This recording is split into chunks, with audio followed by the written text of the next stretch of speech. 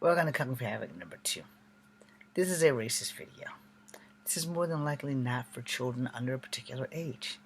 This video is in light of the fact of the racist video that I just made about the University of Virginia student that went off on people who were not of color, people who were white. So I've made one of these videos 1,000 times before, and it's more than likely I'm going to make it 1,000 times more.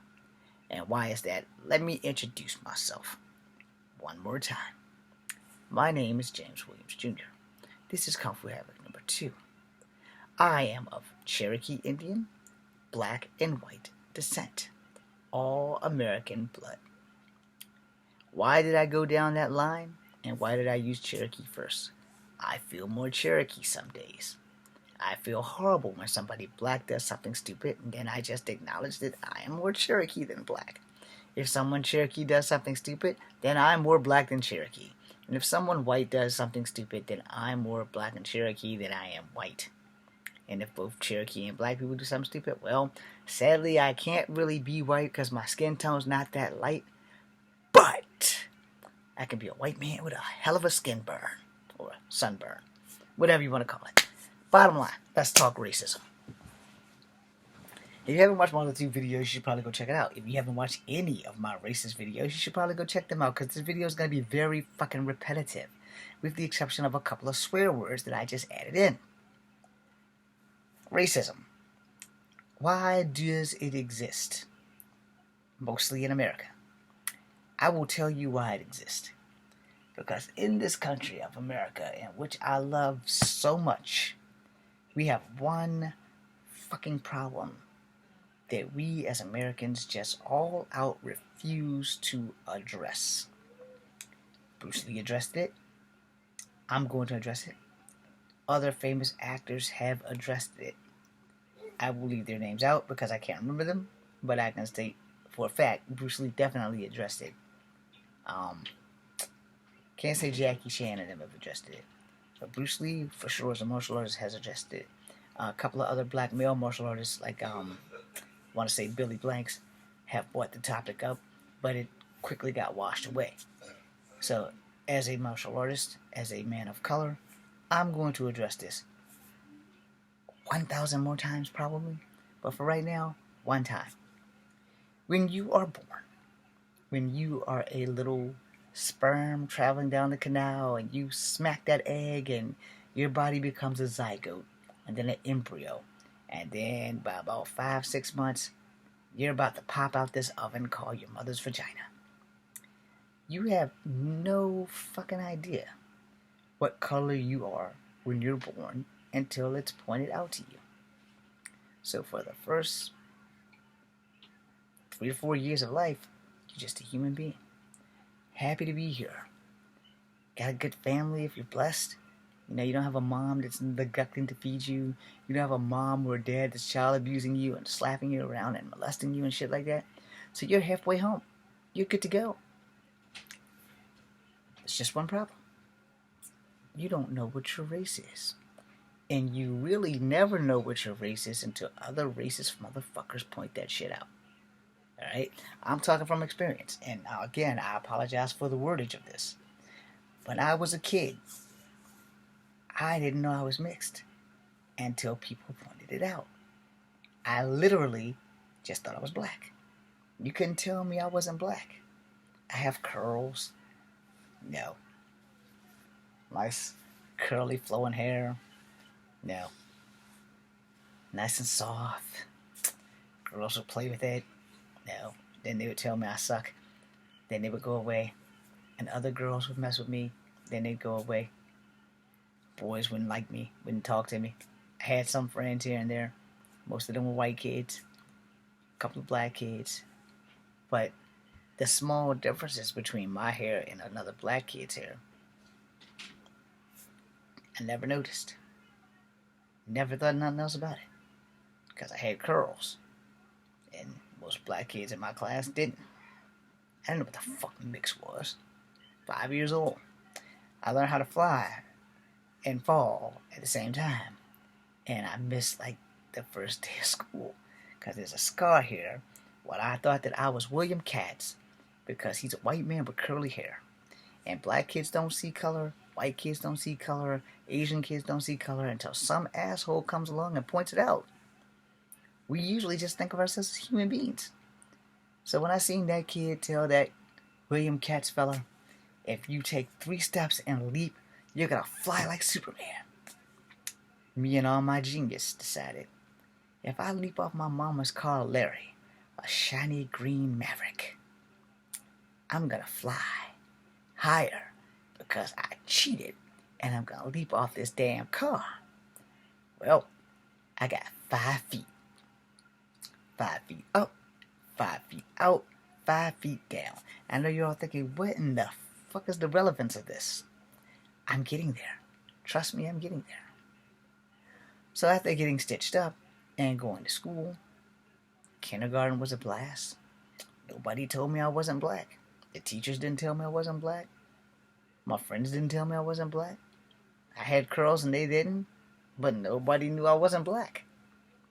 I damn sure didn't know that I wasn't black. I just knew I was black. I was black and I was lucky because I had good hair. No. But I never knew I wasn't more than just black. As I got older, by the time we hit the 2nd and 3rd grade, black kids were the ones that realized that I was mixed before I realized I was mixed. And it became a thing when the school had the race war. No. And it was like, well, James, you can't hang with us no more because you're not a real nigger, you're a half nigger. I'm still trying to figure that shit out. What the fuck does that mean? But the people who lived in the projects noticed that my mom was exceptionally light. She's not white, but she could pass for white. So that's when I started learning that I was mixed. Because kids stopped wanting to play with me. Black kids didn't want to play black games with me. White kids didn't want to play white games with me. We started realizing what we were. That we were no longer kids. We were people of different races and ethnicities and genders. Me being the ignorant one, couldn't figure it out. It's like, yo, I'm black. I'm black. You can't tell me I'm not black. I'm blacker than black and I'm black and I'm black. I'm blacker than black. I'm so damn black that you can't be more black than me. And then reality kicked in. You're not black. We've seen your mother. Your mother's white. So you're half white. And then the white kids, and I hated when my mom had to come to school, and the white kids rubbed it in my face. You're not really white. You're half black. What does your dad look like? My mom and dad was divorced since I was 6. My dad came to school one time when I had to be on stage and do breakdancing. Never came back to Berlin Moran after that. And I only went to him in the summertime. No. Which was funny because down in Smithfield, no one told me I was mixed there either. Not on my dad's side, nothing. But, I noticed that my grandma Ada and my grandma Bay skin tones were closer to mine. But my dad's skin tone was dark as fuck because he took after his dad's side, who was fucking black. Where his mom's side was Native American. And the generation of my dad and all of his sisters and brothers all just look black. They have black hair. Now, my Ruth told me my dad used to have good hair, like my hair. But somehow or another, they took a hot comb to it and fucked it up. Now, I'm not going to say they're lying about it, but that's what they told me. I wasn't there. I wasn't in existence. I was in Sperm City, probably praying to get into that white family. But 1973 was a long time ago. And clearly, God decided that I was an asshole and put me into the family that I'm in now. Now, let's move forward, shall we? By the time I got to the 5th grade, that's when Miss Conrad, a black woman, pointed out the fact that I'm Native American too. I only assumed that I was just black and white. I had no fucking idea that I was part Native American. Not until I got that ass whooping for those 39 bars of soap that did not look like a canoe. My great-grandmother, Ada Wallace, had passed on. Or was passing on. And that would explain why her eyes did not look like my father's eyes. It did not match the shape, and her eyes were slanted. At this time, I still don't know that Native Americans are Asian, because somewhere along the line in Miss Conrad class, I must not have read that part about Native Americans crossing the land bridge and being here for 20,000 years, before the white man discovered them and annexed the land and indoctrinated them and put them on fucking rocks we call a reservation. So here I was learning something new. Then when I go talk to my grandmother on my mom's side, yeah, well, we're this, this, and this, and I was adopted. Your grandmother Sarah was never your biological grandmother. So I learned that family ain't always about blood. But when I talked to my Grandma Bay would not talk about reservation stuff because she wasn't raised on a reservation apparently, because her mother and her mother's brother left the reservation and decided to move from Powhite Reservation to Isles of Wight and started having families down in Smithfield somewhere. So here I am thinking, wow, I didn't know nothing about that shit. I didn't know that Ada Wallace Ford was a Native American, because Wallace is not a Native American name, and she married a Ford. And Clara Bay Ford married a Williams, which is why I have Williams as a last name, which is just as black as any black last name that can be. But I did not know that I was part Cherokee Indian until the 5th grade. Then I had to have a heart-to-heart talk with my mom after she whooped my ass about those fucking bars of soap that I cut the fuck up for a project for a teacher who taught me that I was more than just black. And then we got the grade school and we got the high school. All the mixed kids tend to fit in, sort of, except for me, because I was the oddball who read comic books and shit. So clearly, I didn't fucking know. As I got into my 20s, or let me go back, as I got into my teens, if not for Lou Diamond Phillips, I probably never would have been called the word chief. In his movie Renegades, they kept calling him chief and it kept pissing him off. And I guess I must have saw the movie one too many times because it started rubbing off on me. And this one white guy came to my work every day for 3 years at Kegler's and would not stop calling me chief. You see where I'm going with this. Alright? As a man of multiculturalness, I don't have the right to be a racist. But this is why we have racism. Because no one will sit their asses down in a chair. Maybe they all need to be handcuffed to chairs. So that we can all talk about the one thing that we can't change. Your race. You can't change your race. Michael Jackson tried it. He bleached his skin.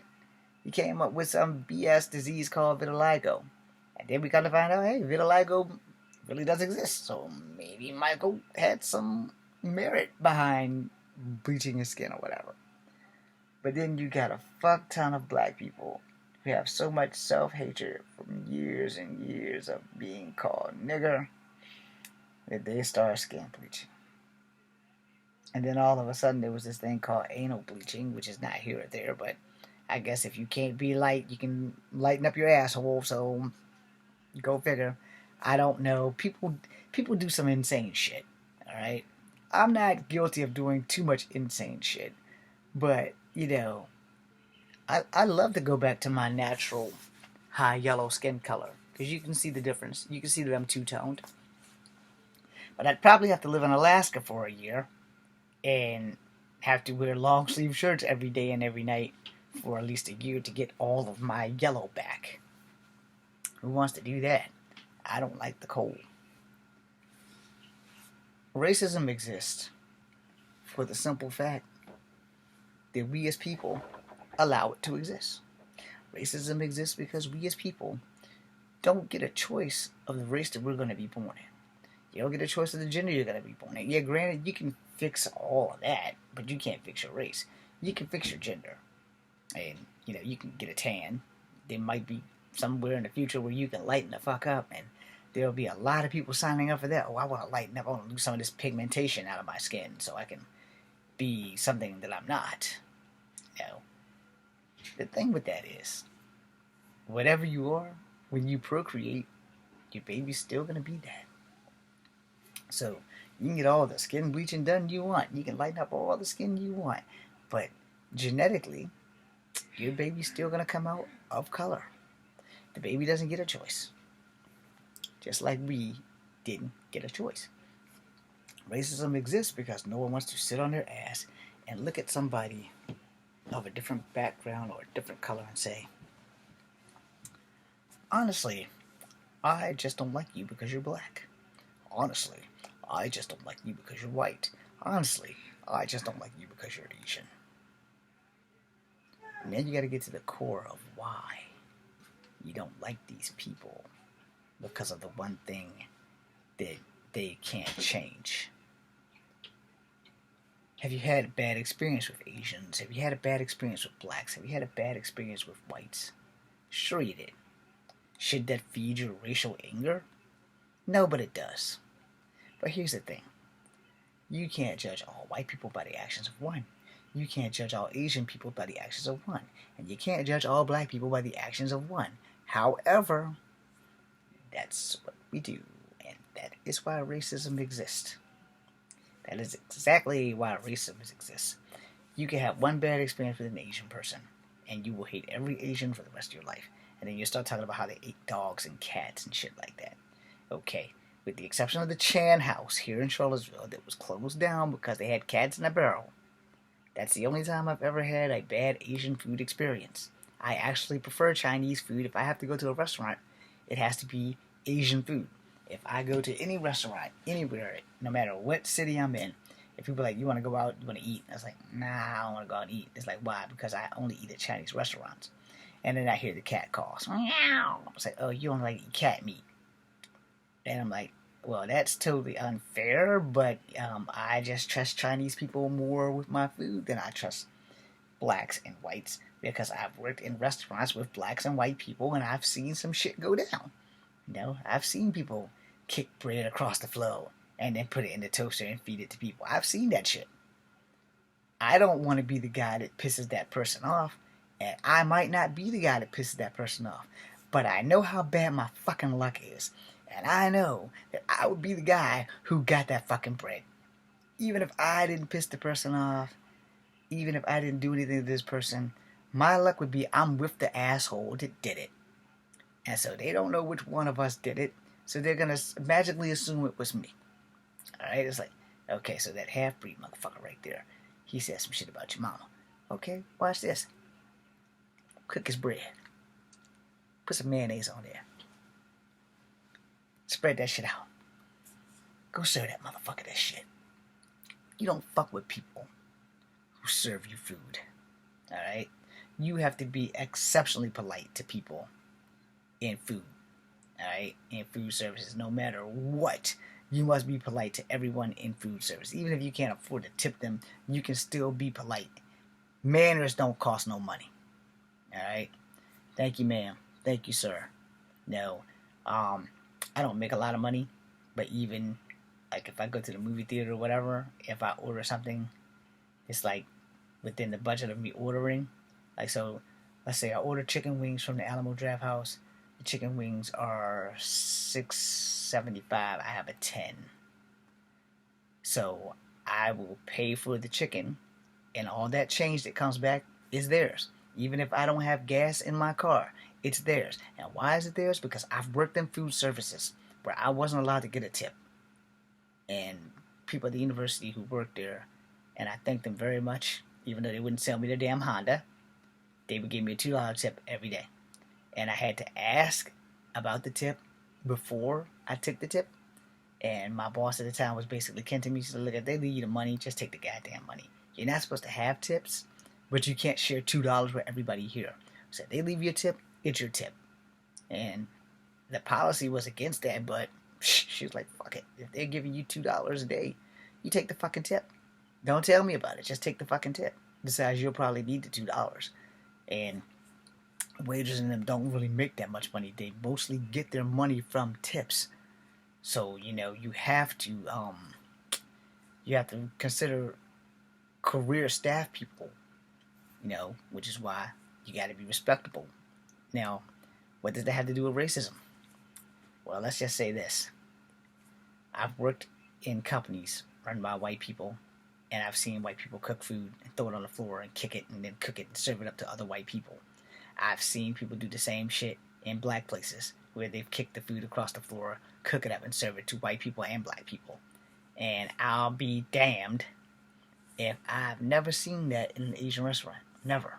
Sadly, at the Chan house, the very first time I ate Chinese food, I got a cat. But I trust them with my food. And most of the buffets are out in the open. Now, granted, we can't see what's going on in the back when they bring the food out. Food tastes just as good, so I assume that it's really good food. But when it comes down to where I've worked versus where I eat, I don't eat in places where I've worked. I've never ever worked at a Taco Bell, so I'll eat at Taco Bell. I've never worked at a KFC, so I eat at KFC. I've never worked at Hardee's. I'll eat at Hardee's until they stop serving chicken. I've worked at Burger King. I've worked at Burger King 3 times. Burger King and McDonald's pretty much run the same gambit on meals. McDonald's wouldn't give me a job, so I don't eat there. I don't work at Wendy's. I've never gotten a job at Wendy's, so I don't eat there. Unless they have cookies.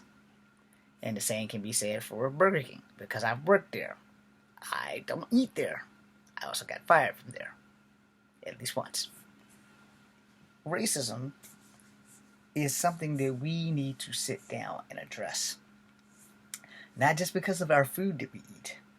And we may piss some people off, and they may kick our cookies across the floor and give them to us, and we're so gullible because we don't know if the floor was clean, and we just chow down on that shit. Racism needs to be addressed, because the only way we can change it is for you to stay tuned to the next video.